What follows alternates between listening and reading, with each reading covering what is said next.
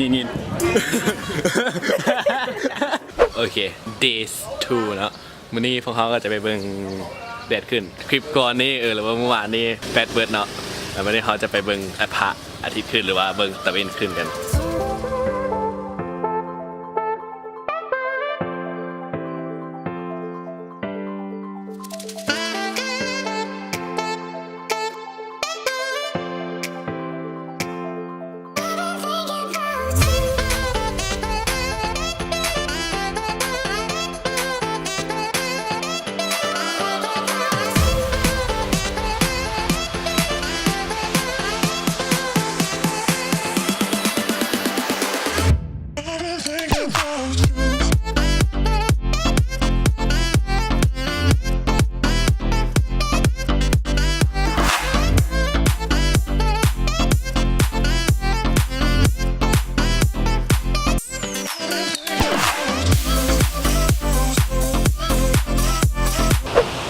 นั่นแหละ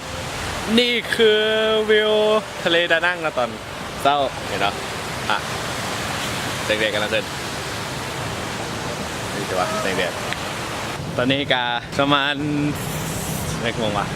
7 โมง7 โมงครึ่ง8 โมงยังนั่นแหละวันนี้เขาจะไปกินข้าวแล้วหลังจากถ่ายรูปแล้วประมาณนึงแล้วก็ให้ข้อคิดเนาะพาชิมาถ่ายรูปนะมึงเป็นตากล้องนะมึงเอามูที่เป็นตากล้องมาอีกคนหนึ่งมึงสั้นหูมึงบ่งามเลยนี่นะเบิ่งจากถ่ายรูปให้เน่โอเคอันนี้เขาก็จะไปล้างตีแล้วก็จะไปกินข้าว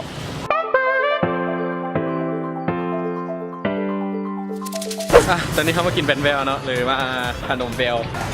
แล้วกินเพิ่มเป็นเบลนี่เนาะเขาจะมากินเนาะเป็นรสชาติที่คล้ายๆคือปันกวน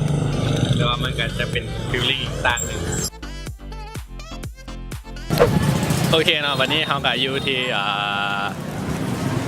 หวยอ้าเนาะเขากลับมาอีกครั้งกลับมาบอลเก่าแต่ว่าเขาไม่ได้ไปบัตเดฮิลไว้ไปคลิปตัวต่อไปเพราะว่าตัวนี้มันมีผู้ใหญ่ใจดีมานำแล้วก็เลยต้องได้มาหวยอ้านนั่นแหละแล้วก็เขาจะไปกินข้าววันนี้โอเคเนาะวันนี้เขาก็มากินข้าวแล้วและสิ่งที่เขารอคอยมาดนก็คือตั้งแต่มาเวียดหรือตั้งแต่บล็อกอย่างตั้งแต่สมัยตะกี้นะที่เอาให้ดูฮานอยนะแล้ววันนี้เขาก็ได้มากินนี่เนาะนี่ก็คือแหนมเนืองที่เขาตามหามาดนโอเคเนาะพันมาได้ประมาณนี้มันจะมาซิมน้ำเจล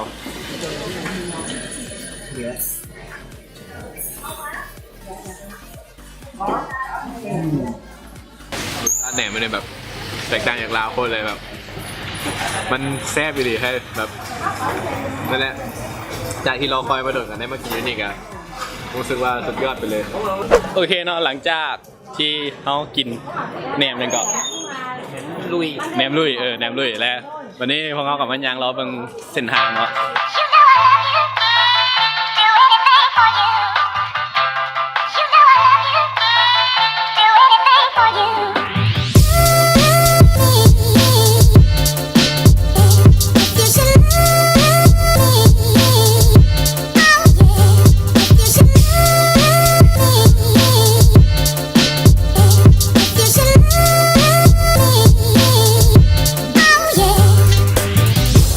ไม่ได้เขาก็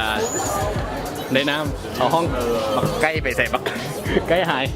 อันนี้ไม่น้ำอย่างnước móc nói to nước móc nhìn นั่นแหละคือเนื้อมอกมันเป็นน้ำสมุนไพรแต่ว่ามันจะมีใบบัวน้ำนั่นแหละเราซื้อจากห้างเมื่อกี้นี่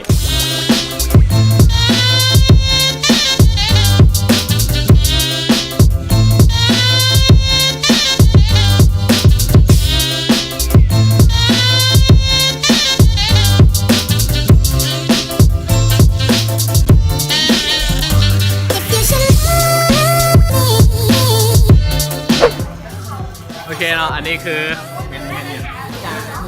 จากเนื้อครับมันเป็นคล้ายๆคือเหยียบพับนี่แหละคล้ายๆคือเป็นเซลล์เป็นแบบไงทอดเลยบอกรสชาติไปด้วย หวานเค็มๆคือกันหลายรสชาติจะมาลองเอง อ๋อ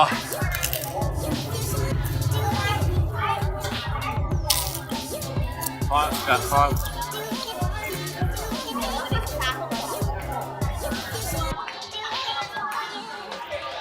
ข้าวเพิ่มก่อนกรอบ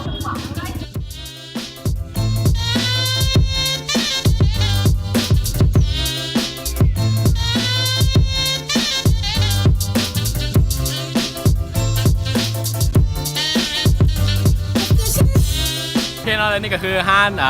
ซึ่งว่าเป็นห้านข้าวจีที่ดังที่สุดในหวยอ่านแต่ว่าแถวโคตรยาวเลยก็ที่ต่อแถวเข้าไปซื้อได้แล้วมันสูต้องมาให้ไวเนาะถ้าสูมาไวก็คือสิบใบแดกคือสิโดนต้องมีคนมาทนเอกและนี่ก็คือนี่ซึ่งว่าเข้าไปซื้อเข้ามาแล้วมีคนไปรัดคิวให้อย่าเขาก็จะมาซีมเนาะถึงแม้ว่ากูจะอิ่มโอเคไปโคตรแซ่บเลยเฮ้ยเนื้อเป็นหวานๆกรอบๆโอเคเป็นการปิดคลิปที่ดีเนาะแล้วก็เป็นไงเราก็คลิปในวันนี้มันอาจจะสะทุนวุ่นวายแล้วก็ไม่ได้ไปบาร์ฮิลเนาะแต่บาร์ฮิลเขาจะไปมื้ออื่นเอาโอเคแล้วเจอกันเนาะคลิปต่อไปเขาจะไปบาร์ฮิล